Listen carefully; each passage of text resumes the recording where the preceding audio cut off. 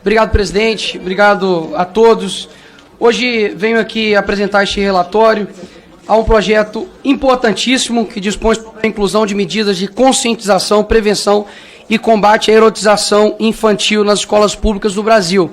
Isso daqui não é um espantalho, porque, diferentemente dos verdadeiros criadores de espantalho, nós vamos falar sobre coisas reais. Primeiro, ninguém disse aqui que a escola é o local mais perigoso para uma criança. Isso aqui, sim, é um espantalho. O que nós estamos dizendo aqui é uma realidade, de que as escolas, infelizmente, e sim, por conta da esquerda, estão se tornando locais perigosos. E é inacreditável como que durante todos esses anos, me parece que era a gente que estava na presidência da República, né? Nos últimos 20 anos. Não. A esquerda é responsável pelas terríveis índices educacionais, tantos nacionais quanto internacionais. E com relação à erotização, ora, me pudera, né? Pegue aí todos os artistas mais obscenos, eróticos, perversos, sexuais que há hoje e vê somente quem eles apoiaram nessas últimas eleições. Ou seja, o que quebra um discurso bonitinho é a realidade. Eu não preciso me esforçar muito. Você vê aqui, ó, o Ministério dos Direitos Humanos e o governo federal fez uma 14ª mostra de cinema que mostrava simplesmente pornografia sendo mostrada na Escola Estadual Barão do Rio Branco para crianças e adolescentes. Isso aqui não é um espantalho ou um factoide, é uma realidade que acontece hoje na sala de aulas. Ou seja, combater isso é um dever nosso. E por que não? Agora, querer descredibilizar o trabalho de toda uma presidência durante todo um ano, dizendo que eu finalizo essa presidência com espantalho, horas, isso é, no mínimo, uma desonestidade retórica e intelectual. Até mesmo porque, se eu tivesse sido um pouco mais incisivo, pode ter certeza que eu teria roubado a pauta como muitos me acusaram que eu faria, mas não. Eu escutei coisa que a esquerda não escuta. Eu conversei coisa que a esquerda não conversa. Eu dialoguei como a esquerda não dialoga. E agora querer colar e taxar como se, nossa, agora está colocando um projeto que quebra todo o trabalho que for feito, horas, me poupe. Me poupe porque em poucas comissões dessa casa, como essa comissão de educação, nós temos tido respeito com todas as ideias. Ministro da Educação veio aqui nessa casa e não teve um problema. Não teve uma manchete dizendo que a comissão de educação está sendo falha, não, pelo contrário. Temos mostrado o trabalho e esse projeto aqui, ele é sim importantíssimo. Agora, pergunta para um pai se ele quer colocar o filho dele numa escola cívico-militar ou numa escola pública ou outra qualquer. Mas nós vamos... Por que a garantia? Por que há uma garantia nisso? Ou seja, esse projeto é sim importante, fui citado e, portanto, mereço dar a resposta. Vamos ler aqui já o relatório. O projeto de lei número 10.538 da senhora Mariana Carvalho trata da adoção de medidas para prevenção e combate à erotização infantil e exposição precoce de crianças e adolescentes a conteúdos inadequados em escolas. Na justificação, a autora embasa a proposição na necessidade de proteger as crianças de conteúdos impróprios que podem comprometer sua integridade emocional e cognitiva em uma era de rápido avanço tecnológico em que o acesso a todo tipo de informação é amplo. Ao projeto principal foram apensados os projetos 269 de 22, 719 de 23, 245 de 24, 4235 de 2023, 550 de 2024, que tem objetivo semelhante, embora atuem sob diferentes abrangências. Entre os principais, a proposta original, portanto, estabelece uma base sólida de enfrentamento a essa questão. Contudo, há uma margem para que se avance ainda mais na amplitude das soluções propostas, de forma a ampliar o alcance das medidas de proteção e garantir uma resposta mais eficaz e articulada entre os diversos atores envolvidos no processo. Diante disso, apresente-se um substitutivo que, além de manter a estrutura central do projeto e contemplar suas disposições, incorpora novos ditames que permitem uma abordagem mais abrangente, concreta e multifacetada para combater o problema da erotização infantil e da exposição precoce a conteúdos inadequados. Outro avanço relevante é a previsão de medidas que envolvem o uso da tecnologia de informação e comunicação. A internet e as plataformas digitais têm sido, em muitos casos, os principais vetores de exposição precoce de crianças e conteúdos inadequados. Teve deputado aí que não leu nenhum relatório. Assim, o substitutivo propõe que o poder público estabeleça parcerias com plataformas de mídias sociais para viabilizar a identificação e bloqueio de conteúdos inadequados a menores. Além disso, campanha de conscientização permanente proposta também contemplará orientações para a família sobre o uso seguro e adequado das tecnologias digitais, buscando garantir uma navegação mais segura para as crianças, sobretudo nas fases mais iniciais da infância. Outro ponto relevante substitutivo é a vedação da utilização de qualquer material escolar, seja impresso ou audiovisual, que contenha conteúdos eróticos, pornográficos ou obscenos, reforçando o papel da escola como um ambiente de proteção e desenvolvimento saudável das crianças. Esse aspecto já era abordado no projeto original, mas foi ampliado e detalhado no substitutivo para garantir maior clareza e aplicabilidade das disposições, além de alinhar-se às diretrizes da Lei, diretrizes e bases da educação nacional. Ante o exposto, voto pela aprovação do projeto de lei 10.583/2018 e de seus apensados PL 269/2022, PL 719/2023, 2219/24, 2455/23, 4235/23, 550/24, com o substitutivo em anexo e pela rejeição do substitutivo da Comissão da Previdência, Assistência Social, Infância, Adolescência e Família. Relator, deputado Nicolas Ferreira, e peço meu tempo de liderança, por gentileza, para a discussão, presidente. Senhor presidente, tempo como demonstrado aqui, já que claramente outros deputados não leram, há uma preocupação clara também na parte do relator de deixar isso claro no âmbito das plataformas digitais. Nós sabemos que hoje basta você ter 2 olhos para poder ver a sexualização precoce, a erotização dentro das escolas, como o caso aqui que relatei. Houve outros casos também de professores trancando uma criança dentro de sala de aula e a beijando. E são diversos casos que utilizam-se, como se utilizou, Sargento Gonçalves, de um espantalho como 14º Festival de Cinema para poder propagar a erotização dentro da sala de aula. E é inacreditável, deputado Gustavo Gaia, que me parece que é um ponto de Aquiles para a esquerda quando fala-se sobre sexualização precoce.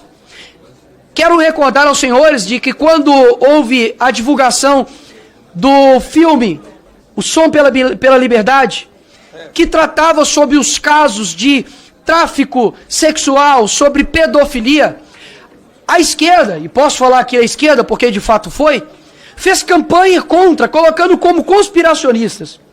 Anos depois, foi colocado agora, por exemplo, a lista de Epstein, né, as pessoas que frequentavam ali a ilha de uma das pessoas que são os maiores pedófilos ou pessoas que promovem tráfico sexual no mundo. Agora, o indicado para o FBI do Donald Trump disse que vai solicitar essa lista e vai a divulgar e investigar todos os que participaram desse escândalo sexual. Ora, por que podemos permitir que cenas de pornografia sejam colocadas dentro de sala de aula e não podemos, por exemplo, colocar aqui para os deputados assistirem e verem quanto que isso de fato é uma degradação moral absurda para as crianças? Nós estamos, me parece, né, nos melhores índices de educação, nos melhores índices de alfabetização. Parece que os nossos alunos são recordistas, né, em aspectos de educação no Brasil, mas a realidade é completamente outra. Quando você olha, por exemplo, os índices agora, o Brasil não atinge metas do índice de desenvolvimento da educação básica nos finais do fundamental e no ensino médio.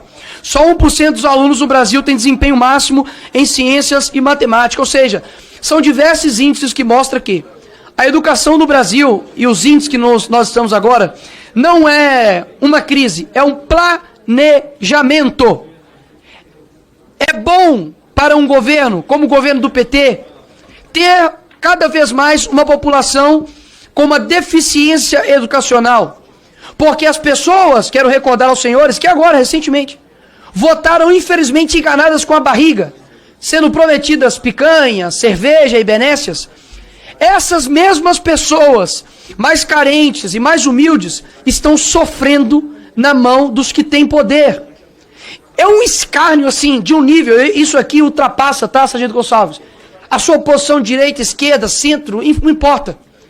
Enquanto nós temos gastos exorbitantes, por exemplo, com o judiciário, que custa o Congresso, por exemplo, mais do que a manutenção da monarquia britânica, nós temos crianças que não têm um transporte público digno para ir para a escola.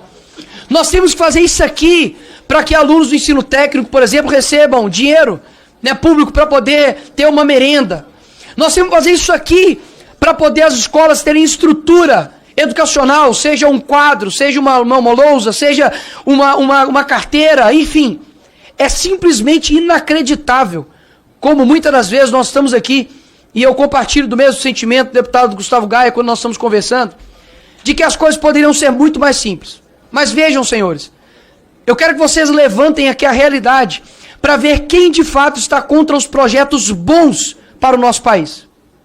Porque, pelo que me parece, lutar, por exemplo, para que, como eu sugeri aqui no projeto, para poder acrescentar um dispositivo no ECA que diz o seguinte: promover a sexualização precoce de crianças e adolescentes nas dependências das instituições de ensino, públicas ou privadas, detenção 6 meses a 1 ano. Qual o pai que vai ser contrário a isso aqui? Me diga. O inacreditável, eu não quero convencer você. Eu quero somente expor de que nós temos que fazer basicamente uma ginástica mental gigantesca para poder de fato provar que o céu é azul, que a grama é verde, enquanto um outro lado, minoritário, mas que faz bastante barulho, tenta nos convencer de que não. Esse projeto não é bom para você. Eu sei só o que é bom para você. Porque a esquerda ela pega o monopólio da virtude para ela, você percebeu? Só o Lula sabe o que é bom para o Brasil. Só o PSOL sabe o que é bom para o Brasil. Só o PT sabe o que é bom para o seu filho. E olha onde nós estamos trilhando. Será que não é hora da gente reverter esse posicionamento? Para você aí que votou no Lula, que fez o L, eu confesso que a minha vontade é muito de mandar você fazer o L. Só que mesmo você que foi enganado, está na hora de você abrir os olhos. Porque Einstein diz o seguinte: olha, loucura, deputado professor Alcides, é fazer a mesma coisa esperando resultados diferentes. Eu quero trazer aqui para o Brasil. Sabe o que é loucura? É votar no PT todos os anos esperando um Brasil diferente. É inacreditável. Mas como que nós alteramos isso? Eu não subestimo a capacidade das pessoas compreenderem e entenderem a verdade. Eu sei que a mentira ela tem um poder, mas ela pode ser passageira esse poder. Ela pode enganar a poucos por algum tempo, ela pode enganar muitos por um breve tempo, mas ela não pode enganar todo mundo por muito tempo. Ou seja, eu quero estender um pouco aqui no meu tempo de fala de liderança, além de falar sobre o tema, sobre a relatoria do projeto que basicamente insere um artigo no Estatuto da Criança e do Adolescente para punir quem promove sexualização precoce para as crianças, para poder dizer que nós precisamos alterar o rumo desse país com seriedade, discutindo como adultos, e não somente porque várias pessoas estão infindadas, afundadas em ideologias, que elas não podem retroceder e escolher o que é melhor para o nosso país. Quanto é gasto, deputado Tarcísio, e que lhe respeito pela tua educação nos debates das ideias, mas que obviamente o senhor sabe disso, discordo frontalmente delas, mas para dizer que muitas das vezes eu vejo aqui internamente uma ânsia, até muitas vezes genuína, de alterar as coisas, mas muitas vezes nós sabemos quem trava as coisas aqui nesse parlamento, que muitas das vezes não é somente a esquerda, muitas vezes não é somente a direita, que talvez muitas vezes não sabe também passar o que de fato quer. O que muitas das vezes atrapalha aqui esse parlamento são interesses escusos. Interesses escusos desanimam quem está querendo fazer o certo. Interesses escusos desanimam quem está aqui há muito tempo, fazendo um trabalho como o pastor Marco Feliciano há anos. Que não era somente o deputado Jair Bolsonaro que lutava aqui, não. Deputado Marco Feliciano, Magno Malta, eram guerreiros aqui nesta casa. E que isso muitas vezes desanima, porque existem atores escondidos que literalmente ferram com a tua vida, brasileiro. E é isso que nós precisamos também combater. Temos honestidade, ter esperança nessa caramba chamada Brasil, de que existem pessoas honestas aqui. Existem pessoas genuínas aqui que querem mudar as coisas. Eu sempre falo, como Gaia, como Sargento Gonçalves, como Carla Zambelli que está aqui, pessoas, para poder concluir, presidente, pessoas com coração que querem fazer isso aqui dar certo, mas jamais vai dar certo se os fatores externos, como os eleitores, desistirem e acreditarem que isso aqui nunca vai dar nada. Eu realmente acredito na capacidade de diálogo, na capacidade da gente sermos combativos, de sermos propositivos, mas acima de tudo, de termos um compromisso com a verdade. Porque eu não tenho dúvidas que só ela consegue combater a mentira. E essa era a minha fala. Obrigado, senhor presidente. Obrigado, Nicolas.